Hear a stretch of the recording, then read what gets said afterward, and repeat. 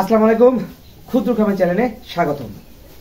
আপনারা যারা এই চ্যানেলে ভিডিও নিয়মিতভাবে দেখেন তাদেরকে অনেক ধন্যবাদ। যাই হোক, আজকে ভিডিওতে আমি অ্যাভেলেবল ফোন নিয়ে কথা বলবো। আমার এই গরুটা বাছুর হয়েছে, এই গরুটা কিন্তু আমি নিয়মিতভাবে অ্যাভেলেবল ফোর প্রয়োগ করতেছি। এই অ্যাভেলেবল ফোর কেন প্রয়োগ করবেন আজকের ভিডিওর মধ্যে সম্পূর্ণ জানতে পারবেন। একটা গরু গর্ভবতী হবার পর 6 মাসের মাথায় কিন্তু আমি ক্যালসিয়াম বা D3 খাওয়াইছি। ডিটা দেওয়াইতে হবে, তাহলে কিন্তু বাছুর যে আছে সেটা কিন্তু ভালো হবে, আর বাছুর জন্ম হওয়ার ক্ষেত্রে কোনো সমস্যা হবে না। এই জন্য D3 খাওয়াইতে হবে। ভিটামিন ডি এর অভাবে কিন্তু অনেক প্রবলেম হতে পারে, সেদিকে কিন্তু আমাদেরকে লক্ষ্য রাখতে হবে। আর ক্যালসিয়াম তো আছেই। আর 5 মাস পার হওয়ার পর অবশ্যই কৃমি দিবেন ডাক্তারের পরামর্শ অনুযায়ী, সেটা আমি করছি, আমি দিছি। যাই হোক, এখন আসেন বাছুর হবার পর একটা গাভীর যত্ন কিভাবে নেবেন, অ্যাভেলেবল কি কাজ করে সেই সম্পর্কে আজকে জানাবো এই ক্ষুদ্র খামার চ্যানেলে। এই গরুটা বাছুর হয়েছে, বাছুরটা দেখতে পাচ্ছেন, শরত ওই যে বাছুরটা শুয়ে আছে আর কি, এখন দেখতে পাচ্ছেন বাছুরটা শুয়ে আছে।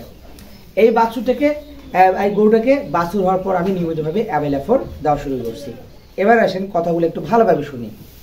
এই যে গরুটা যা আছে, আমি কিন্তু বাছুর হবার গরুটার কিন্তু দিনে 5 বার দুধ দহন করছি। কেন করছি? যেন ওলানটা শক্ত না হয়। ওটুক বাছুর কিন্তু সব দুধ তার খাইতে পারবে না, তাই দুধগুলো বের করে ফেলতে হচ্ছে আমাকে নিয়মিতভাবে। সেটা আপনার রাতে হলেও 3 বার করতে হবে, দিনেও 3 বার করতে হবে, 6 বার, যাতে ওলানটা ঠিক থাকে। তার পাশাপাশি আমি এই অ্যাভেলেবল প্রয়োগ করছি। এখন অ্যাভেলেবল কেন প্রয়োগ করবেন এখন শুনুন। এই অ্যাভেলেবল প্রয়োগ করলে আপনার যে কি করবে, অনেক সময় ম্যাস্টাইটিস হওয়ার ভয় থাকে। এই অ্যাভেলেবল যদি কন্টিনিউ খাওয়ান তাহলে কিন্তু ম্যাস্টাইটিস হওয়ার কোনো সম্ভাবনা থাকবে না। ওলান থাকবে সুন্দর, নরম, তুলতুলে। মাথায় রাখবেন ভিউয়ার্স। আরেকটা বিষয় হচ্ছে, আমরা কিন্তু এই যে অ্যাভেলেবল শুধু ওই জন্য নয়, অ্যাভেলেবলে অনেক গরুর দুধ কিন্তু পাতলা হয়, মানে তো আর পাতলা হয়। এই পাতলাটা কিন্তু যে একটা ঘনত্ব বাড়াবে, দুধের ঘনত্বটা বাড়াবে অ্যাভেলেবল প্রয়োগ করলে। ওই দেখেন, ওই যে আরেকটা গরু আছে না, ওর কিন্তু বাছুর হবে আর 10 দিন পরে বাছুর হবে, তাহলে কিন্তু আমি কন্টিনিউ অ্যাভেলেবল খাওয়া শুরু করব। কিছুদিন আগে কিন্তু আমি রেনা ভেট খাওয়াইছি, রেনা ডি ভেট খাওয়াইছি। এটা কেন খাওয়াইছি?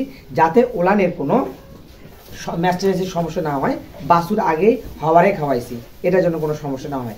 এটা কিন্তু একটা খামারির অত্যন্ত একটা গুরুত্বপূর্ণ বিষয়, যে কখন একটা গরুর রেনা ডি ক্যাট খাওয়াবেন, মানে ওলানের কোথাও খাওয়াবেন, কখন কোন ওষুধ খাওয়াবেন, যদি জানতে না পারেন অনেক সমস্যা হতে পারে ভিউয়ার্স। তারপর হচ্ছে এই যে এই অ্যাভেলেবল শুধু যে দুধ বাড়াতে সহায়তা করবে এমনটা নয়। এটা কিন্তু কোনো গরু যদি খুরের সমস্যা হয় বা খুরে প্রবলেম হয়, খুরা রোগ হয়, সেক্ষেত্রেও কিন্তু গরুটাকে সুস্থ করে তুলবে। একটা রোগা গরুকে যদি আপনি কন্টিনিউ এই অ্যাভেলেবল খাওয়ান, তা দেখবেন ওই রোগা গরুটাও কিন্তু দ্রুত সুস্থ হয়ে উঠবে। এখন আসেন, আমি এই অ্যাভেলেবলকে কতটুকু খাওয়াবেন, গরুর ওজন অনুযায়ী খাওয়াইতে হবে। আমার সামনে যে গরুকে দেখতে পাচ্ছেন, আমি এই গরুটাকে প্রতিদিন কিন্তু আপনার হচ্ছে ওই যে ছোট প্যাকেট মিনি প্যাকগুলো পাওয়া যায় 15 টাকা দামের, 12 টাকা দামের, সেটা কিন্তু আমি একবারে 1 প্যাকেট দিই, সকালবেলা একবারে দিই, আর দিই না, প্রতিদিন এভাবে সকালবেলা দিই। এটা গেলে কি হয়, যে গরুর আছে দুধটা একটু বাড়াবে, দুধের ঘনত্ব একটু বাড়াবে, অনেক রোগ বালাই থাকলে সেটা সরাই দিবে, ওলান যে প্রদাহ আছে সেটা দূর করে দিবে, এবং ওলান থাকবে নরম।